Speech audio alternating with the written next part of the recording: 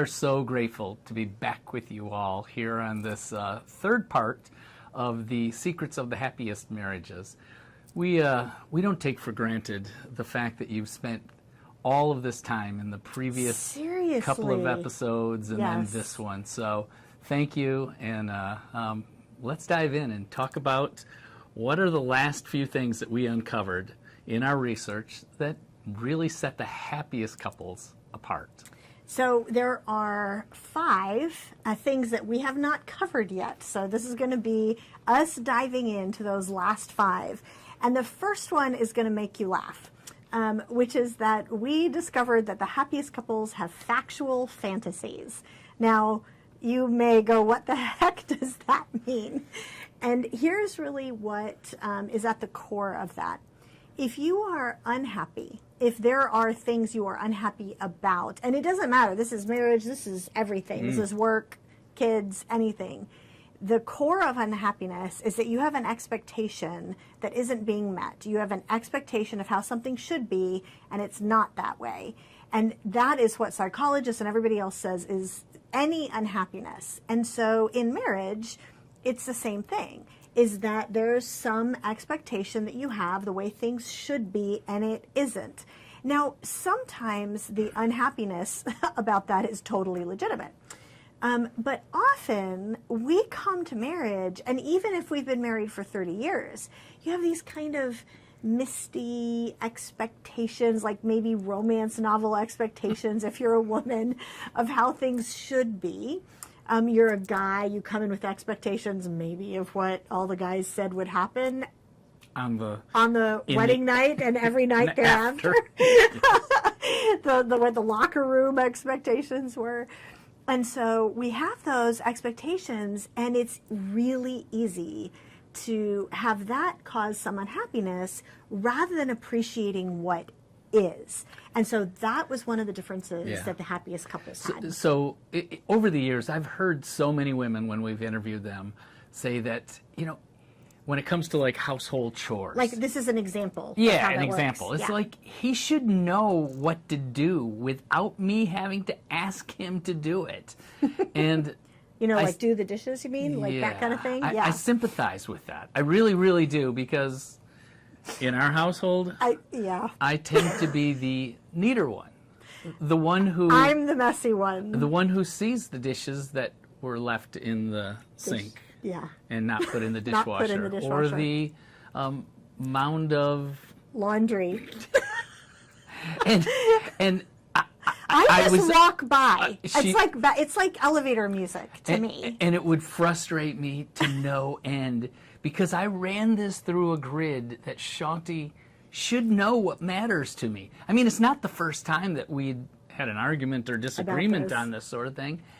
She should just know how to do this, and she should know that I can get, to use a modern term, triggered by it. But the point is, what we found isn't necessarily what I believe about this, but what am I going to do about this? And that really was one of the key points. When we were studying the happiest couples, actually it was really interesting that we found that they tried, and the happiest couples, by the way, they're just normal couples in a lot of ways. Like they have the same conflicts and the same expectation issues and all these others that everybody else does, but they tried to sort of check those unhelpful expectations at the door, so to speak. Because I will say, in all of our disagreements that we had over kind of neatness in the house, my getting upset because Shanti didn't take some action the way I wanted, without me having to tell her, really never worked out to creating a peaceful environment in our house. It's sort of that Dr. Phil thing. Like, I should do it that way, but how's that working for you without you saying anything? So what do we do, and what the happiest couples do? So the happiest couples, the way that they did this, and by the way, this often was a habit they had to build. So this wasn't necessarily just automatic. Is that they would actually say, okay, this is an unhelpful expectation. Like, I'm expecting something of my spouse that they're just probably not equipped to deliver. Like for me, Jeff expecting me to just suddenly become a neat person, or be aware of it, these things, without you saying, would you be able to do a load of laundry? I've done, the dishes, I've cleaned the kitchen. Would you be able to do a load of laundry while I go do something else? Yeah, of course. But he didn't want to have to do that because he felt like I should just see the laundry. And so the happiest couples, they said, okay, that's probably not likely to happen. Even if you think it should, that is probably not the right expectation. It's not helpful. Let me have a different expectation that I am just going to need to say, would you be willing to do the laundry? That I'm going to have to say that out loud, even though I don't want to. And then what happens, rather than being upset, then they've created a helpful expectation that the other person can actually meet.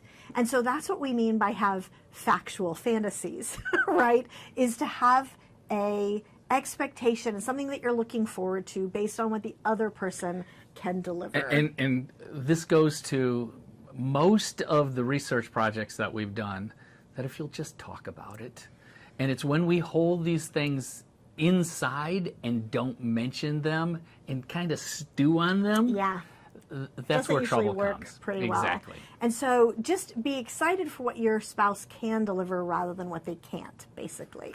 All right, so next topic. Number two. The second one, which is it's the idea of the opposite of brutal honesty in the relationship. Yes. We call it don't tell it like it is. So in prior videos, we've talked about how us guys tend to look so confident on the outside, but inside of us, there's a few layers of self-doubt, at least for most of us. Just a little. And so if I spend all day working in the yard and, I put in the effort, I put in the time, and Shanti comes home and sees it and says, do you know that you missed a section over there on the hedges or whatever? Whatever it was. It doesn't feel so good. And I got to tell you, there is the grid that I run that through is that she's saying what I did wasn't good enough. And so we just finished a marriage event, a live in-person marriage event. And in the Q&A time, a woman submitted a question. And in it, we were talking about this concept. And in it, in the Q&A, the woman said, do you really want me to treat my husband like a child and not tell him what he's doing wrong? Isn't brutal honesty really important and critical in a marriage? She was basically saying, doesn't my husband want to not be treated like a child? Right. If you're in an office, you expect somebody to tell you what you're doing right, doing wrong, brutal honesty, whatever. Exactly. And here's the reality, is that what we found with the happiest couples was so encouraging because they were very honest, but they were never brutal, right? They had a value that being able to talk about things was incredibly important, but they had learned what are those inner vulnerabilities, right? Because it's not just men, right? We have ours as well. Everybody does. And we talked about that, I think, in the first video, perhaps. And so the happiest couples had kind of made it a point to learn what those inner vulnerabilities actually were and what kind of the tender places, those raw nerves kind of were. And when they had to raise an issue, they were even more careful about how they spoke to their spouse about it. And one of the things that we finally realized as we were doing the research is we need to ask ourselves this question of how many of us will say things to our spouse or say them in a tone of voice that we would never say to a friend, a tone we would never use with a friend. And because, we're careful of the friendship, we want to keep the friendship, and so we automatically are a bit more attuned to how they're receiving it. How much more we be that with our spouse. And that is what the happiest couples was really interesting. I can't remember what the numbers were. It's in that chapter in the book. But that is one of the things that stood out the most in the research. It was really interesting. Yeah, it's so funny. Scripture, Paul, and I guess it's the 12th chapter of Romans, he says, be kindly affectionate to one another with brotherly love. And he's not talking necessarily about marriage right there. He's talking about living in community. And if we're to be kindly affectionate to one another in our community of believers, how much more so with our spouse? I think one of the things that Shanti has quoted in one of her books, it was a quote from Philo of Alexandria. Good. I'm glad you said that since Ancient, I couldn't pronounce his name probably correctly. But he said, be kind, for everyone you meet is fighting a great battle. It's a great way of putting it. It is. And your spouse is fighting a great battle. They may hold a bunch of it inside that you don't even know about. Know is happening. But it is a battle. It's interesting. Illustration before we move on. Yeah. One of the couples that we interviewed, and because we interviewed everybody all over the spectrum, and this couple had been part of a focus group because they were actually friends of ours, and she reminds me a lot of me. Like, she's very strong personality, very snappy, kind of says things, and maybe he doesn't realize how it might be hitting her spouse. And her spouse, this was a second marriage for them, and her spouse was a really tough guy. Like, force recon, 2 tours in Afghanistan, one time at a school event, he was showing my son all of his wounds. His bullet wounds. Knife wounds, and here's a tough guy. So he's a great guy, tough guy. And you'd think, if there's anybody who could handle brutal honesty, it's this dude, right? And so, but it was interesting. They were telling us a story of how, I think they were driving around a mall at Christmas time looking for a parking space or something. And she was like, no, that's stupid. Go there, go there. And finally, and this was fairly early on in their marriage, and finally, he's like, you can't talk to me that way. And she's like, I talk to everybody this way. And he said, the one person you have to be different with is me. And that caught us like, wow, that is so true. The one person that you have to be the most careful with is your spouse. Now, you may be wondering, okay, but what if the hedges weren't done right? Right. Like, how do you handle that? How do you handle that?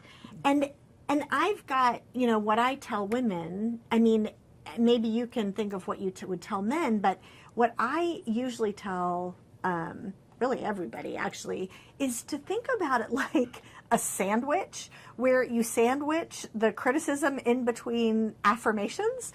And so, like with the hedges, I wouldn't even realize that often. I'd be like, oh, you missed something over there. I wouldn't come in and say, oh, thanks so much for spending all day. I'd go right to the criticism, which is just, of course, that's going to bug anybody. And so, sandwich would be like, thank you so much for spending all day. That just means so much to me. Can I ask, do you think it would be possible for us to even out the hedges over there? Because it looks a little rough, and to me it's a little distracting. But, thanks so much, and I don't know, what do you think? And it's sort of sandwiched in between affirmation about how grateful I am. I mean, that works for us as women, too, right? Absolutely. A couple of thoughts on that. One is, run this through your grid and ask how important it is in the first place. Yes. Because a lot of the stuff that we, early on in our marriage, got in arguments about, now 28 years later, we'll go, what was that all about? A lot of the stuff really wasn't worth the time and energy. Yeah. A win for either of us wasn't a win for the marriage. Yeah. So that's one point. Just ask yourself, how important is this to draw a line and to be willing to kind of challenge your spouse's feelings. Yes, right. So that's the Because first sometimes point. it will be. Sometimes it will Right. be. And we talked about that before. And another point is it possible to give a little time between, the event and the correction? Yeah. So, for example, if the next day Shanti says, the hedges look a little wonky. But thanks for doing it. Thanks for doing it. It immediately, the immediate sting of it is lessened. Yeah. Because, it's 12, 24 hours later. The basic premise of this, and really you've probably heard this as a theme in several of the other things we've said over the time with these different videos, is that it is very easy to start taking our spouse for granted. It's very easy to stop, this is something that our co-author in our latest book, the way he put it, is he said it's really easy, when we're newlyweds, when we're dating, we bring our best self to the party, right? Like we're always we show up very intentionally. Yep. We show up well. We try to, speak very kindly to this other person. And then, the years go by, frustrations build up, and it's just really easy to stop bringing our best self to the party. And that was one of the things that the happiest couples had realized, is that we each have to take responsibility for our own, how we act, how we interact with each other. And then it hopefully creates a positive cycle. So let's turn to the third one. Yeah. We call this getting in over your head. What's that mean? What does that mean? Okay, I'm going to give you guys an illustration. And you're going to say this has nothing to do with marriage, but hang in there with me for a second. So think back to when you were maybe in high school, and suppose that one of your friends was like, hey, I've got to babysit my siblings on Friday night. Do you want to come over and have pizza and watch movies? And, and sometimes you're like, yeah, great. And other times you're like, maybe. Because you kind of want to keep your options open, right? No, because maybe you have other friends and you're hearing them talking about, are we doing anything Friday? You want to go to a movie? I don't know, maybe. And so you kind of go, hey, if you go to the movie, let me know. So Friday comes and your friend who's babysitting says, hey, we need to know how much pizza to order. Are you coming over for pizza? And you're like, sure. And you go, but you're kind of still checking your phone, check your texts and kind of going, I'm wondering if my other friends are going to text me and saying, hey, we're going to go to a late movie. So you can do both things. You can keep your options open, but you're kind of always halfway checking your text messages. And even though you like your friend, right, you're just those options. You're not fully present. You're not fully present. That option is still open. And you kind of want to, you're basically trying to keep an out, just in case, so that you can go. Now, ask yourself, how much are you enjoying your time with your friend? Right? How much, and probably the answer is, it's probably fine, right? You're enjoying it okay, but you're not really enjoying it because you're not fully all in. Now imagine that you would have told your other friends, you know what, if you go to a movie, I'm not going to be able to go because I'm with my other friend. We're going to be, watching movies and babysitting this friend's siblings. And now ask yourself, how much would you be enjoying the evening? Probably a lot more, because you would have just said yes. You wouldn't have worried about keeping your options open. You'd be fully committed. You'd be having a great time. And yeah, it's a bit of a risk because it feels like, maybe I might be missing something. But the reality is you're not actually missing something. The reality is you found something, because you found what happens when you fully commit and you are fully all in. Now, what does this have to do with the happiest couples? Well, you guys can probably get a little hint. It is really easy in marriage to try to do things that sort of protect ourselves a little bit and not be all in. Now, sometimes we should say as a caveat, it's important to say this up front here, sometimes there's actually a reason for that. You've been married 15 years, your spouse has proven to be a bit abusive, there's some way you have to protect your heart, whatever that is, sometimes that's a legitimate thing. And so don't hear us say that that's always wrong, because sometimes there is actually a reason for that. And you really should get wise counsel from people in your community, from someone who's trained, a counselor, a pastor, to help you with that. Exactly, with those things. But in most cases, the reason that we're not completely all in is because we're trying to protect our heart, for example, or protect our finances, or protect whatever. Like, many of us have had, and we've heard this so many times from the couples we interviewed across the spectrum of happiness and marriage. We heard a lot of people say that their mom or their dad had said, like this was a common advice to a woman, especially, when you get married, you need to have a little bank account on the side just in case he flakes out on you, right? Like, it's important just in case to protect yourself. Or, some people instinctively, like, I don't want to share the passwords on all of my email accounts or the phone or whatever, or I want to talk to my friends and share some things and keep it a secret from my spouse. Or what we found in some of the research that we did on the how to thrive around money in a relationship, because money is one of those components that really can cause us to get sideways. And what we found in that research was that the couples who kind of did that, kept those separate bank accounts, even when they thought that the motivation was good for it, not to protect themselves, but to protect their spouse from what they did before they were married. So, for example, we had a number of millennials that said, and Gen Z that said, look, my spouse shouldn't be responsible in any way for my student loan debt, and therefore that's on me. So I'll keep that over here. Keep that over here. That's not our debt. That's my debt. Right. And so it can be good intentions, motivations. But what we found actually is in most cases, it is protective, right? It is trying to sort of say, if things go south, I have security. And now it's interesting, we looked at the happiest couples, or I should say the couples across the spectrum. And there were quite a few people in our study group, quite a few couples. I can't remember how many couples. It might have been like 25 couples, something like that, that were in our study group that had actually gone from being the most difficult place in their marriage, like almost divorced kind of place, to being in our highly happy study group. And of course, with these people, I'm like, I want to know what changed. Mm-hmm. What was it that moved them from all the way over here to all the way over here? And this topic was one of the most consistent factors where they said, it feels like a risk, but I'm going to take a deep breath and I'm going to say, I am not going to try to protect myself to have security. I am going to be all in. I am going to say there is no eject button.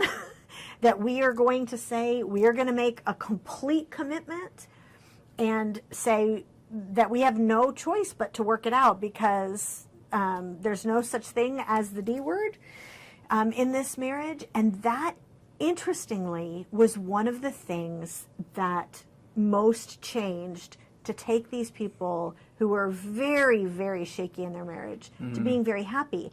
And because here's the reality that we found that is, it's ironic, but it's true, and you all have probably seen this, maybe even in a previous marriage in your own life, is that when we take action to protect ourselves, when we have that little bank account on the side, for example, it builds a bit of a wall. And that, when you do that, build that little bit of a wall, it creates a bit of a lack of trust between the two of you. Now there's something that, you're not being completely open and honest, and so there's a little bit of a lack of trust. And over time, that wall gets bigger, the lack of trust gets more intense, and it creates the problem you are trying to protect yourself from.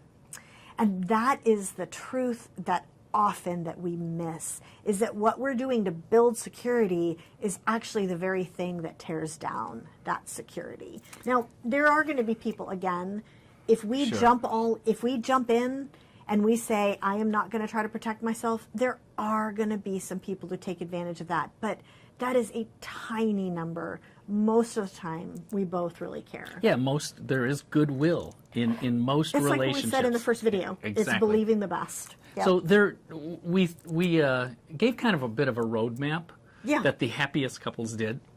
I think we boiled it down to 4 things. 4 or 5 to-dos. That they did, kind of either that they trained themselves to believe or that they did. One was just assuming that a happy marriage isn't just possible, but it's likely.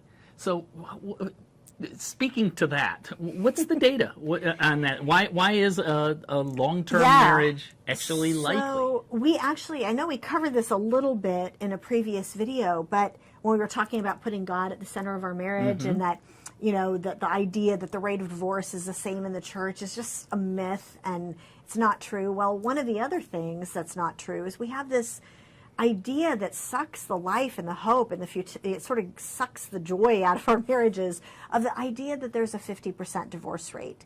And we don't have time to get into it here, but I did a big, long 8-year research project for the book. It's called The Good News About Marriage. You can look at it. It's a few years old now, but it's got some really good starting point data about the fact that there has never been a 50% divorce rate. We've never reached that for society as a whole. There's some high-risk groups that have gotten to that place. Right. Like some people who get married in when they're teenagers, like when they get married before the age of 20, like that group actually has a pretty high divorce rate. But that's like, I think it was 3 or 4% of the population. It's a very small population. And so the reality is nobody knows what the divorce rate is, but we can get closer. And the reality is that most marriages are strong and happy and last for a lifetime. And so just as one of those pieces of data, I just was looking up some of the most recent Census Bureau numbers from 2018, 2019, 2020, somewhere in there. And they had crunched some of these numbers. For example, in, I believe it was 2018, 77% of people are still married to their first spouse. Wow. Like, think about that. 77% are still married to their first spouse. And the 23% who aren't still married to their first spouse, that includes everyone who was married for 50 years and their spouse died. That's not even the divorce rate. That's death and divorce. And so, no one knows what the actual divorce rate is, but, we can say it's probably less than that 23%.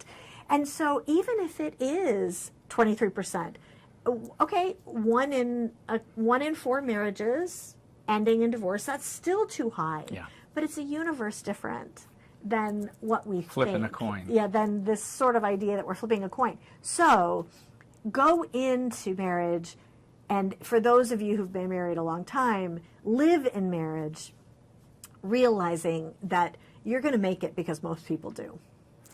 That's great. That is good news. So I'm going to bounce through the last 3, Sure, the do other it, 3 yeah. really quickly. Because we have 2 more topics to get You to. already talked about kind of don't use the D word. Yes. So divorce is kind of off the table, and it's amazing when you commit that that's not even an option, that we can't avail ourselves of that. That's how what that the happiest changes your couples hearts. did. Exactly. Yeah. So another one is, if you get unrealistically fearful, tell yourself, I believe my spouse is going to be there for me, and he's not going anywhere, or she's not going anywhere. And when we tell ourselves that over and over again, we tend to believe it. The other one, and the last one, is simply work at it.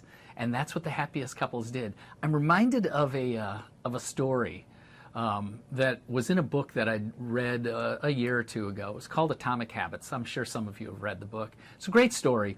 And it was about, kind of developing good habits. How do you do that? And there's lots of ways that you can practice things and they ultimately, eventually become a habit. But he tells a story in the book of a young man who was sorely out of shape, overweight, all of those things. And he had decided that he would get in shape. So he joined a gym. And the first day he drove to the gym, went there, worked out for 5 minutes, and left. The next day, he did the same thing again. The third day, he did the same thing again. And you're probably going, 5 minutes? What can you do for yourself in 5 minutes? And it wasn't just that he was building the habit of going to the gym. He was changing his idea of who he was. Yeah. He was a person who cared about his health. He was a person who exercised. And I think the idea here is, in working at it, is what's the narrative that you want to tell about yourself and your spouse and your marriage? We are a couple that works at it. We're a couple that has a happy marriage. And when you keep telling yourself that, then you kind of work at living up to it. Yeah, So- it just makes such a difference. So All right, number four. We're going to just this is going to be very brief. Yeah. But it was very cute. So This secret. this one, what I love, it's called you think you hit the jackpot.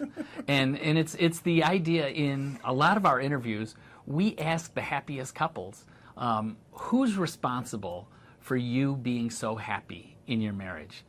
And the happiest couples It's so funny. always pointed the finger at their spouse. They're like, oh, it's him. or it's her. That's why we're so And- happy. And the so-so couples, it was actually a different result. It was much more likely that in the other couples that they would be like, well, we work hard at it, or I work really hard at it, or whatever. And it was with the happiest couples, when we asked that, it wasn't even a question. It was, oh my gosh, it's how this person handles it. It's because if it was just up to me, we'd be in trouble. I know I'm so selfish and they're so generous, or whatever it is. And the thing that's amazing is when you can develop that mindset, it starts to make you grateful for who you have and the strengths that they have, and you focus on those rather than focusing on the things you don't have. And we've talked about that before in some of these videos, but just keep in mind, that's a really good habit to develop. What can I be grateful for with this person? And constantly going, oh my gosh, that is one of the reasons that we're happy, or to the degree that we're happy, this is one of the reasons why. And let me just tell you, it's a lot more fun making a list of all the things that you're grateful about for your spouse, than it is making a list of all the things that drive you crazy. Which you can do both. I mean, with me, you could totally make a list of the things that drive you crazy. And yet, he will say, I don't even remember what most of those things are. And that's the right? truth. Yeah. It's the truth. And so that's a small little habit, but man, it makes a difference. And so, okay, can we move on to the last one? This is one of my favorite ones. And so this is our last one for you guys after all this time together. So this secret is that basically the happiest couples, they basically treated each other like best friends. And they treated their spouse like they were their best friend. And that has all these different implications because we kind of go, well, what does that? Like, what creates the best friendship? Right, and exactly. When we were a little before we did this research, one of the things, a study that we found, which was fascinating, and the study was on what's the greatest predictor of friendship. And if I were to ask that question, if we were here live in person, you'd probably have lots of ideas. Most people do. I mean, you think of probably shared temperaments. Like similar personalities. Yeah, similar maybe? personalities, similar interests, similar values. Mm-hmm. None of those are the greatest. Those were a distant second, third, fourth. They have some relevance, but they are not the greatest predictor of what constitutes or what contributes to a very deep friendship. You know what was? Why don't you say it? The greatest predictor of friendship was geographic proximity. You're the best friends with the people that you see the most often. And that makes sense because we all have examples in our own lives of someone that we were just so tight with and we just loved being around and sharing life with, and then you moved away or they moved away. And sure, you might talk on the phone or you might, you know. And you still care about each other. You still care about each other, but it's different. It really is. You know that. You are the closest with the people that you see every day. That you see the most often, exactly. Whatever it is. And so what we found in the happiest couples that was so relevant to that is that the happiest couples really prioritized and did what was necessary to be best friends. And it's interesting. There is a common dynamic that when you are having a time of difficulty, or maybe something changes in your life, like for us, just in the last couple of months, our son, our youngest child, rudely went to college. Rudely went to college. And so now we're empty nesters all of a sudden. And we're like, I don't know how to do this. Like, we're kind of staring at each other like, what do you want to talk about?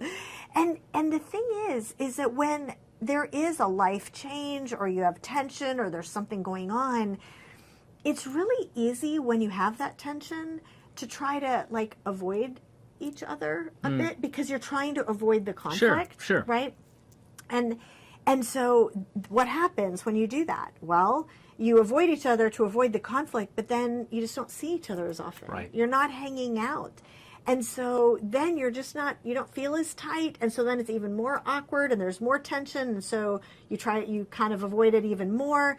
And you're pulling away from one another right when you need to be very intentional about spending more time together. Because if you're friends, this is what the happiest couples told us, and we saw this statistically, if you're friends, you can work out anything. Like, think of your closest friends and the people that you trust the most.